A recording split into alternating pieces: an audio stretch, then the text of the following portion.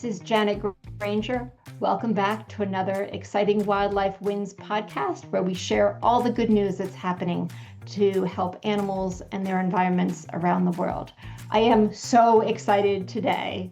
This is a little passion project for me to have Jason Bayless, Vice President at the Beagle Freedom Project, here with us today to talk about the amazing work they do. And it's near and dear to my heart because I have two beagles. My company's named Two Beagles. So Jason, welcome. Well, thank you. Thank you for having me. Thanks for taking the time to talk about our work. I'm happy to be here. And I'm very excited for you to share with people, what is the Beagle Freedom Project and what it is you all do. I would love to. Thanks. The Beagle Freedom Project is the world's leading organization for rescuing and rehoming animals used in experimental research. And we started back in 2010, and we have liberated over 1,000 animals. The exact numbers, in the range of 3,500 animals, while working to end their abuse through education, advocacy, and legislation. And in fact, those are the three pillars that we base our work around: educate, legislate, and liberate. In the domain of educate, we run programs like the BFP in the classroom, where teachers and students invite Beagle Freedom Project into the classroom so we can talk about what it means to live a cruelty-free lifestyle, what happens in animal testing, not just in the US, but around the world.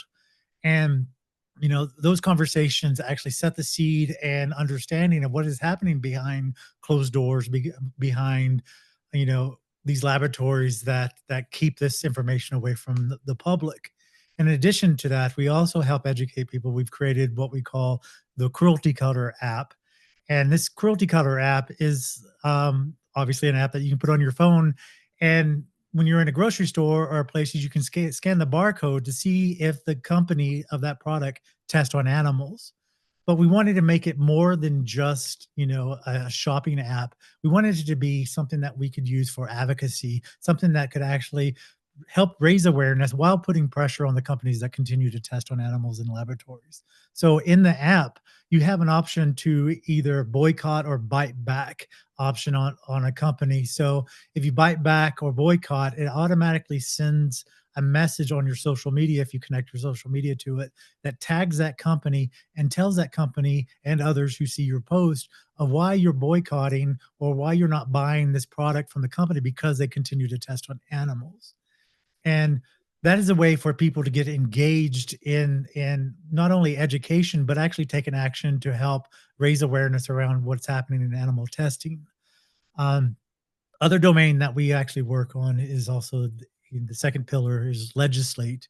We offer what we call the Beagle Freedom Bill, which has been passed in over a dozen states, that requires labs to offer up dogs and cats for adoptions instead of killing them, because primarily in laboratories, these animals, dogs, cats, all the full spectrum, sheep, goats, alpacas, rabbits, everything, are normally killed and not offered up for adoption after testing. So we are working to pass legislation both on the state and federal level to make it a requirement that these laboratories need to adopt out these animals. And then finally, the last pillar that we focus on is liberate, and that's actually getting the animals a second chance, getting either through adoptions or other methods. We offer these survivors a second chance to life. You may have seen our videos on our YouTube and our website and social media. The videos are fabulous. Yes. They open the cage and the dogs come out and they sniff grass for the first time. And then there are some that are scared. So the other ones come and kind of encourage it to come out. And they're just amazing videos. Absolutely. And that's the heart of our work. For those moments, that first step is not just a first step on grass, it's the first step to a whole new life of where they're no longer being viewed as a test subject or a number, because many of these animals are don't even have names. They have numbers that are like in the beagles, have tattoos in their numbers in their ears to be identified. And when we're able to liberate these animals from the laboratories, we give them a second chance. We actually allow them to be the animals that they were born to be, and step into that freedom, step into that liberation, step into that new life. And that's the core of our work. That's why we work so hard to educate, legislate, and liberate, because these animals deserve a better life than living in cold labs in cages, being subject to who knows what test. They deserve to live their life, what is inherent to them as the animals that they were born as. Wow, that's beautiful. And I use the Cruelty Cutter app whenever Uh, I'm buying makeup at the store. So it is on my phone. And I am amazed actually at some of the products that I used to buy that I no longer buy because I use that app. And it is good to educate myself over time. So, all right. So what people are here for are the wins. They want to hear, what you have done recently or maybe the biggest rescue you've done. Again, I follow you on Instagram and Facebook, so I see all the videos, and I know you've been around the world, and I can't even imagine what it's like to coordinate, especially when a lab closes and you get, I mean, the last one I saw, it was like 40 dogs you got, and to disperse them. So anyway, I'll let you say it, but can you share sort of a recent big win? Absolutely. I mean, it's hard to pick which is the biggest win, because each of them, as we just spoke about, experiencing the animals step into a new life is just such a big moment, a very emotional moment, very big moment. But there's one that I, after I was thinking about this, is like I do want to share, because I'm not sure if most people know about it, is the fact that Beagle Freedom Project has shut down an animal testing laboratory in Oklahoma, and gained access to the land and all the animals that were in that testing laboratory, and turned it into a sanctuary. So Wow, what a story, turning a trying to lab get I into know a sanctuary. Like that it's is just amazing. Yeah, absolutely, and I don't think it's happened to any, best of my knowledge, I don't know it's happened that way in any other place in the world. And the way that happened was that every year Beagle Freedom Project sends letters to animal testing laboratories in the United States, asking them to consider adopting out the animals instead of killing them. And then one day we got a response to that. It's a big ask that we do, but you're never going to get anything if you don't ask for it. So we exactly. put that foot forward, and Animal Health Innovators, which is was there's three flea and tick medicine testing companies in the United States, and this was one of them. Responded, and from that conversation, we began rescuing dogs and cats from this facility. So in Oklahoma, what they did was they would test on dogs and cats using different types of flea and tick medications, and in horrible conditions. They were um, toxicity testing and stuff. It was just, I don't want to go into the details. You can go to Beagle Freedom Project website to see the details to it.